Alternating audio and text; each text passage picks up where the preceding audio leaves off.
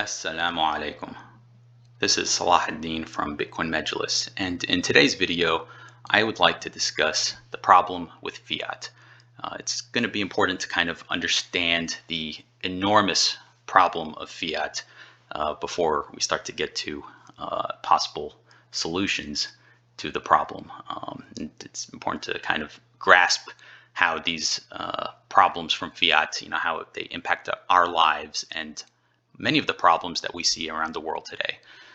What do we mean by fiat? By fiat, we mean fiat is government money. It's the money that we're all kind of familiar with using, that we transact with on a daily basis, and it's the money that we sacrifice so much of our life to obtain. So we trade our most valuable asset, our time.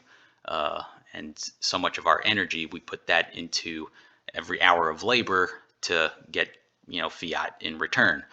To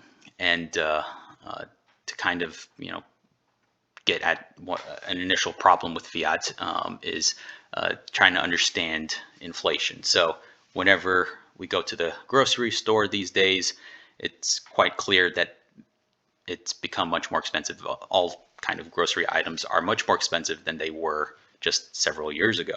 And people do talk about it, but they kind of just say, well, that's just what price inflation is, right? And they kind of don't dig a little further. They kind of just change the topic to their favorite sports teams or how the weather is. But I think it's going to be helpful to kind of dig a little deeper. So, when you're buying your groceries, that gallon of milk or that pound of meat that you're buying is not any different than what it was several years ago. It's the same product. So why is the price much more? So if it's not the product that's changed, it's actually the money that's changed. And what's changed about the money is the value in that money. So we work so tirelessly for that money, and then it becomes worth less. So a salary that would have afforded a certain lifestyle several years ago, is not going to be able to afford that same lifestyle today. It could be helpful to, just instead of understanding inflation as, prices going up, it would be good to kind of understand it as the value of the currency going down. It's decreasing. The currency is losing value. And here's a helpful chart to kind of show the loss of that value, the loss of that purchasing power over the years. And we'll just kind of go with, one item that's very common in stores today is, a Hershey's chocolate bar. About 100 years ago, $1 could get you 30 Hershey's chocolate bars. And today, you would be lucky if that $1 can get you one Hershey's chocolate bar. And of course, it's not just Hershey's chocolate bars, but it applies to all grocery items. And it's not even just grocery items, but like, the cost of rent, the cost of utilities, the cost of tuition, the cost of medical procedures. It's all going up because the dollar's worth is going down. That's the common denominator. So the value doesn't actually just disappear. And so it's important to ask, where does the value go? That value gets reallocated by decisions made by people in high up places. So the government kind of gets to choose where that value goes. And here's how they do it. They effectively get to print money.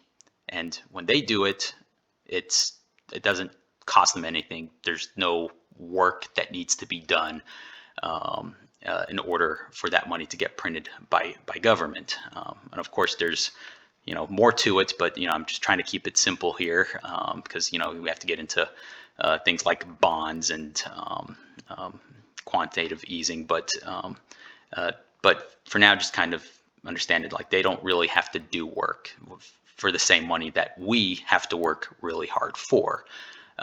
So this new money printing obviously increases the total money supply, and this there's a term for this, and it's called monetary inflation. So price inflation was one thing that we discussed earlier, but now we're talking about monetary inflation. This is the total money supply increasing. So it could be helpful to understand inflation as the total money supply going up. And here's a chart from the Fed that shows the total money supply going up over time. The metric is known as M2. I don't want to kind of get into the weeds right now about the different ways of measuring total money supply, but this is kind of a generally accepted way of measuring the total money supply. And here you can see about several decades ago, this is billions of dollars on this axis here, and back in the 60s, the total money supply was about 300 to 400 billion dollars. So that's all the dollars that existed at the time. And if we get to today, we see that it's about 21 trillion. 21 trillion. So it goes from less than 1 trillion several decades ago to now over 20.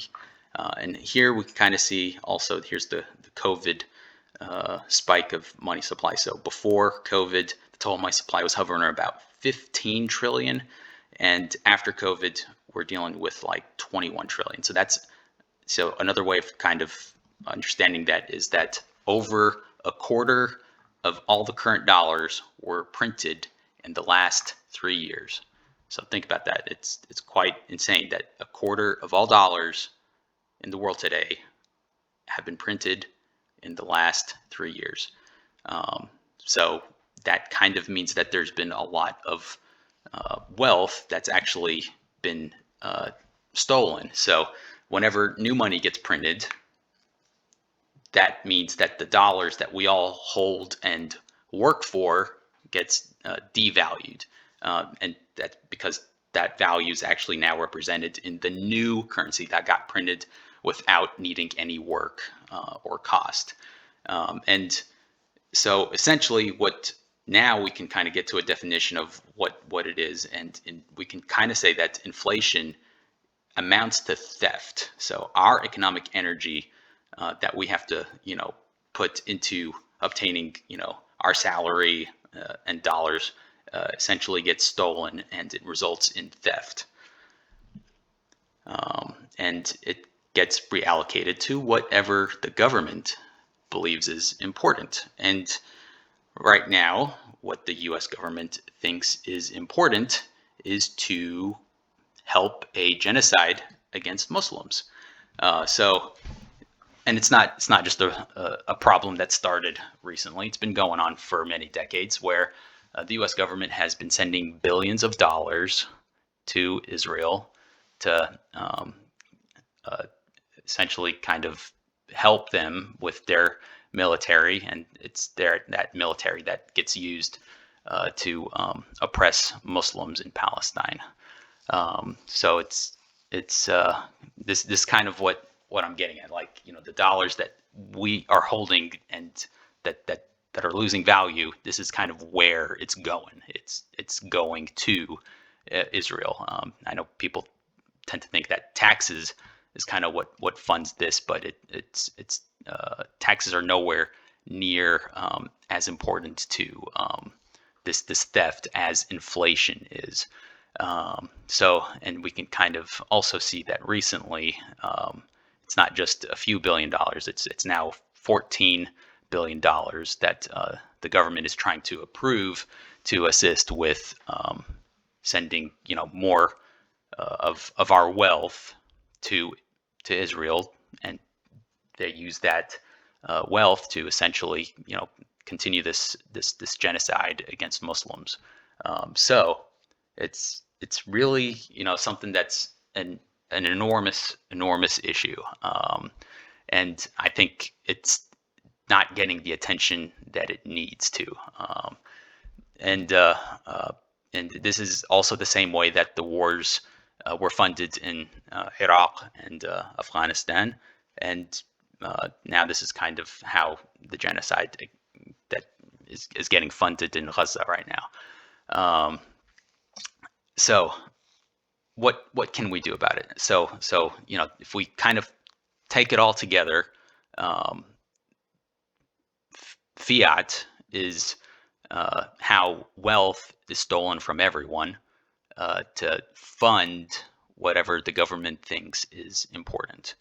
Um, and what we should do is figure out steps of decreasing our reliance on the fiat system, and we should do that as much as possible, as quickly as possible.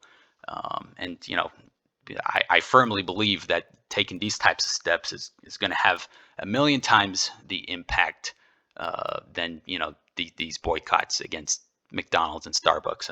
To me, it's quite silly in comparison. I mean, imagine we start taking our economic energy out of the fiat system, out of the banking system, and start to think of ways of putting it in monies that where we hold the keys of the wealth. This is kind of why we started Bitcoin Medulus. We kind of want there to be more discussion, more awareness of the problem of fiat. And I didn't get into it in this video, but riba is an enormous aspect of like how fiat works, and we'll get into that in another video. And of course, we'll talk about Bitcoin as well in future videos, inshallah. If you found this video in any way helpful, please like and subscribe. And I'm really new to this, so if you have any suggestions, please leave them in the comment section with any questions as well. And with that, assalamu alaikum. We'll see you next time.